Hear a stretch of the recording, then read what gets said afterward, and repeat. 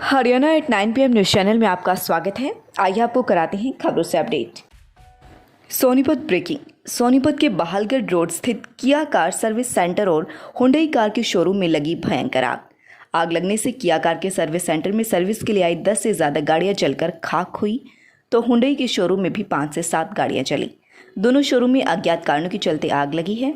आग लगने से दोनों शोरूम में करोड़ों रुपए का नुकसान होने की संभावना है। अलॉटमेंट लेटर न होना व दुकानें ओवरसाइज होना बना नगरपालिका व किराएदारों के लिए परेशानी का कारण। अलॉटमेंट लेटर से ज़्यादा ज़मीन पर किराएदारों ने बना रखी हैं दुकानें। भू स्वामित्व योजना के तहत रेंट की 8 दुकानों की सूची खरखुदा नगरपालिका पहुंची। खरखुदा नगरपालिका के शहर में करीब 190 दुकानें जो खुद नगरपालिका या पंचायत द्वारा अलॉट की गई थी, जो पिछले काफ़ी वर्षों से किराए पर चली हुई हैं। अब सरकार ने इन दुकानों का कलेक्ट जमा करवा के दुकानों की रजिस्ट्री किराएदारों के नाम करने के लिए आवेदन मांगे गए थे। आवेदन की तिथि 31 जुलाई रखी गई थी, जिससे अब आगे बढ़ा दिया गया है। पहले चरण में जिन दुकानदारों ने अप्लाई किया था, उनमें से 8 दुकानदारों की फाइलें मुख्यालय से खरखुदा नगरपालिका कार्यालय में पहुंच गई हैं। बी की अध्यक्षता वाली कमेटी द्वारा इन फाइलों की जांच की जानी है। लेकिन सवाल ये उठता है कि अलॉटमेंट लेटर न तो नगरपालिका के पास है और न ही किराएदार के पास। एक पेच ये भी सामने आ रहा है कि पंचायत ने खोखे डालने के लिए 8 गुना 8 की जगह किराएदारों को दी थी। किराएदारों ने बगैर पैमाइश के अपने खोखे डाल लिए व बगैर अनुमति के उनके पीछे वाली पड़ी जमीन में अपने खोखों को बढ़ा लिया। यही नहीं, बाद में मनमाफिक तरीके से अपनी दुकानें भी बना ली। इसका परिणाम ये हुआ कि खरखुदा शहर में नगरपालिका या पंचायत द्वारा जो दुकान या खोखे अलॉट की गई थी, उनका साइज अब बढ़ा हुआ है। हालांकि दुकानदार पिछले काफ़ी समय से बढ़े हुए साइज के मुताबिक ही किराया जमा कराते आ रहे हैं। कई दुकानें नगरपालिका ने खुद बनाकर दी हुई हैं। कुछ ऐसे दुकानदारों ने भी अपनी दुकानों को रिपेयर के नाम पर तोड़कर पीछे बढ़ा लिया है। शपथ पत्र पर जो दुकानें बिक चुकी, उनके लिए भी परेशानी। कई वर्षों से नगरपालिका ने किराए की दुकानों के ट्रांसफर पर रोक लगाई हुई है, जबकि दुकानें कई बार बिक चुकी हैं। ऐसे दुकानदारों के सामने अब ये समस्या आई हुई है कि सरकार रजिस्ट्री रजिस्टर्ड ओनर के नाम ही कराएगी। ऐसे किराएदारों की मांग है कि उनसे ट्रांसफ़र फीस जमा करवा के वो दुकान सीधे उनके नाम कराई जाए या फिर किराया उनके नाम से लिया जाए। बहुत से दुकानदार तो इस चक्कर में पड़ना ही नहीं चाहते और अपनी दुकानों का किराया ही लगातार जमा करवाना चाहते हैं। चंडीगढ़ से रिकॉर्ड निकलवाएगी नगरपालिका।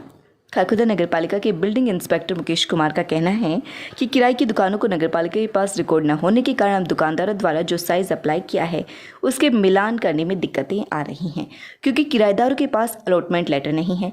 जिन दुकानदारों के पास अलॉटमेंट लेटर है और मौके पर उनकी दुकान का साइज भी अलॉटमेंट लेटर के हिसाब से है, ऐसे दुकानदारों की फाइल को ही नगरपालिका ओके करेगी। अन्य जिन दुकानों का साइज बढ़ा हुआ है, उनको रिजेक्ट करेगी।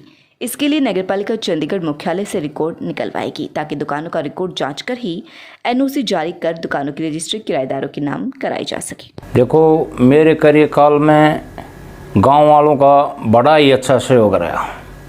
उस सहयोग के लिए मैं गांव वालों का बड़ा आभारी हूँ।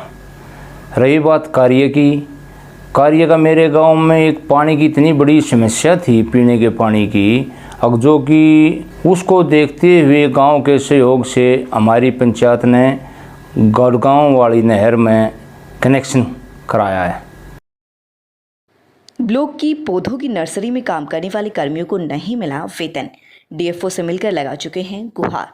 वन विभाग के खरखुदा में जटोला, थाना खुर्द व सिसाना में नर्सरियां हैं, जहां पर करीब 30 मजदूर ठेकेदारी प्रथा के तहत काम करते आ रहे हैं।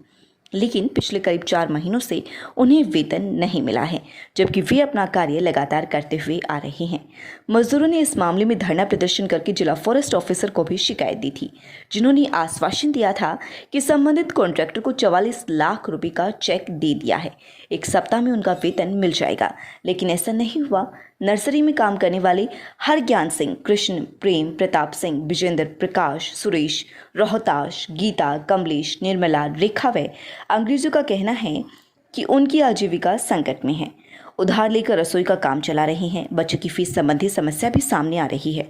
मजदूरों ने थाना खुर्द नर्सरी में धरना देकर मांग भी की है कि उनका तत्काल वेतन दिलाया जाए। वन विभाग के कॉन्ट्रैक्टर दलबीर दहिया से बातचीत की गई तो उन्होंने बताया कि जून व जुलाई महीने से टेंडर उनके पास आया है। 2 महीने का सभी मजदूरों का वेतन सभी के खाते में डाला जा चुका है। अगर कोई इशू है तो बैंक की वर्किंग की तरफ से होगा। वे मजदूर का वेतन हमेशा सरकार से ही आते ही डालेंगे। बाकी जो 2 महीने का बकाया की बात है वो सभी मजदूरों को विभाग खुद अदा करेगा। मैं हरियाणा वन विभाग से हरज्ञान, और ये मेरे जो बैठे हुए साथी हैं, हमारे को करीब 5 महीने से तनख्वाह नहीं मिल रही, और इस दौरान ना तो हमारे घर का कोई गुजारा चल रहा है, ना कोई दूसरा साधन है, जिसकी वजह से हम बहुत परेशान हो रहे हैं। हमारे को हमारी तनख्वाह दी जाए। टुलिप हॉस्पिटल हॉप्स लाइव से cardiology department, angiography, angioplasty, pacemaker, ballooning, implant of CRT D device, ICD implantation, थोरोमोबोलिस्टेशन for myocardial infection, TMT echocardiography, echo screening, tapping, USG। Consult doctor Anurag Arora. Contact number 705 651 1111, 98 171 14 531 व 81 999 34 919 पर संपर्क करें। All major TPA government CGHS, ECHS, ESI and NDMC इलाज के लिए हमारे यहाँ पर सभी कैशलेस पैनल उपलब्ध हैं। Address TP scheme 15 near Vivekanand Chowk, Delhi road, Sonipat 131 Rewari से गुजरेगा Delhi Ahmedabad high speed rail corridor. 350 kilometre प्रति घंटा की स्पीड से दौड़ेगी ट्रेन। हरियाणा की रेवाड़ी से गुजरेगा Delhi Ahmedabad high speed rail corridor. Kharkhoda IMT व कुंडली पलवल रेल लाइन को भी मिलेगा फायदा। Delhi Ahmedabad high speed rail corridor जो कि हरियाणा के जिला रेवाड़ी से होकर गुजरेगा, उसको लेकर national high speed rail corporation limited ने रेवाड़ी जिला प्रशासन के साथ पर्यावरण और सामाजिक परामर्श बैठक का आयोजन किया। बैठक की अध्यक्षता SDM रविंद्र यादव ने की। आपको बता दें कि Delhi Ahmedabad high speed rail corridor की DPR तैयार की जा रही है। National high speed rail corporation limited के पर्यावरण सलाहकार ऋषभ सहगल के मुताबिक यह रेल कॉरिडोर दिल्ली अहमदाबाद के बीच प्रस्तावित है, जिसकी लंबाई 886 किलोमीटर है। यह कॉरिडोर दिल्ली, हरियाणा, राजस्थान व गुजरात को जोड़ेगा। इस परियोजना के तहत दिल्ली से अहमदाबाद कुल 15 स्टेशन प्रस्तावित है, जिनमें एक स्टेशन रेवाड़ी में भी बनाया जाएगा। हरियाणा राज्य में इस परियोजना की कुल लंबाई 78.22 किलोमीटर होगी और कॉरिडोर लगभग 30 किलोमीटर दूरी में बनाया जाएगा, जो जिला के 28 गांवों से होता हुआ निकलेगा। यह कॉरिडोर मेट्रो की तरह एलिवेटेड होगा। इस पर रेल की अधिकतम गति 350 किलोमीटर प्रति घंटा व औसतन गति 250 किलोमीटर प्रति घंटा रहेगी।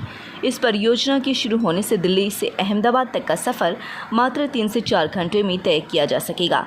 इस अवसर पर SDM रविंद्र यादव ने कहा कि हालांकि यह परियोजना शुरुआती चरण में है, जिसे अमली जामा पहनाए जाने के लिए हाई स्पीड रेल कॉरपोरेशन को जिला प्रशासन द्वारा पूरा सहयोग दिया जाएगा। इस परियोजना से जहां एक और उद्योगों को पहले की अपेक्षा गति मिलेगी। इस मौके पर कॉरपोरेशन की SDO निकिता मयंक भूषण झा, SIA सर्वे के प्रोजेक्ट मैनेजर आशीष पांडे, टीम लीडर डॉक्टर गगन पात्रा उपस्थित रहे। लगभग 1000 छात्राएं इस समय शिक्षा ग्रहण कर रही हैं और BA, BCom, BCA on vocational courses, catering technology, hotel management, sports nutrition and physiotherapy. 5 हम UG कोर्सेज चला रहे हैं और 5 ही PG कोर्सेज चला रहे हैं। MA Hindi, MA geography, MCom, MSc computer science, PG diploma in yoga science. Matindu model Sanskriti school में मनाया आज़ादी महोत्सव। गुरुवार को मटिंडू गांव में स्थित राजकीय मॉडल संस्कृत वरिष्ठ माध्यमिक विद्यालय में आज़ादी का महोत्सव मनाया गया, जिसमें मटिंडू गांव के रिटायर्ड सूबेदार रणप्रत दहिया ने स्कूल के छात्रों को आज़ादी के बारे में बताया। उन्होंने बताया कि आज़ादी से पहले पूर्वजों ने अंग्रेज़ी हुकूमत की बहुत यातनाएं सही हैं। देश की आज़ादी के लिए हज़ारों वीर सैनिकों, स्वतंत्रता सेनानियों ने शहादत दी है। उन्होंने भारतीय सैनिकों के शौर्य के बारे में बताया कि किस तरह से भारतीय फौजियों ने फतेह किया था और पाकिस्तान के सैनिकों का सरेंडर कराया था। इससे पहले अंग्रेज़ों की गुलामी से आज़ादी दिलाने के लिए सैनिकों ने अपनी कुर्बानी दी और अंग्रेज़ों को भारत छोड़ने पर मजबूर कर दिया था। हमें आज़ादी का उत्साह धूमधाम से मनाना चाहिए। गणित प्राध्यापिका ने मंच संचालन किया। इस मौके पर ABRC पूजा, सुशील कुमार, सुमन रानी, डॉक्टर हरिदर्शन, विनय कुमार, राहुल, मेजर नरसिंह, सुधीर आदि उपस्थित रहे। सन 65 में हम राजस्थान में थे, वहाँ ऊँट ऊँट मिले हमारे को, ऊँटों पर बैठ कर और हमने पेट्रोलिंग की। उस टाइम थोड़े बहुत हथियार हमारे पास आ गए थे, ये सुपर मीडियम और मशीन गन, ये कई प्रकार के हथियार हमारे पास आए। से भी यही बात कर रहे थे, पता नहीं कितने ही अनगिनत लोग थे जो कुर्बान हुए, कितनी कुर्बानियां उन लोगों ने दी हमारे देश को सुरक्षित रखने के लिए। और तभी नहीं, आज भी हमारी सुरक्षा के लिए वो लोग लड़ रहे हैं। सब कुछ खाना पीना, कितनी दिक्कतें हुई। अभी सूबेदार साहब ने बताया कि कितनी परेशानियां झेलनी पड़ती है, अपने परिवार से दूर रहना पड़ता है। आदरणीय सूबेदार रणपत जी, मेरे सम्मानित साथियों, प्यारे बच्चों, जैसा कि विदित है, आज हमारे बीच सूबेदार रणपत जी हैं, जो लगभग 18 साल की आयु में 1961 में ये भर्ती हो गए थे। हाय, क्या करो वह? मम्मी, वो पड़ोसी का लड़का था ना, वो मना चिढ़ा रहा था। ले, मैं चलूंगी, मैं बताऊंगी वह, बीच में दपाड़ूंगी। चैनल का लिंक नीचे डिस्क्रिप्शन में है। लगातार खबरों से अपडेट रहने के लिए चैनल को सब्सक्राइब जरूर करें। समाचार व विज्ञापन के लिए नीचे दिए गए नंबर पर संपर्क करें।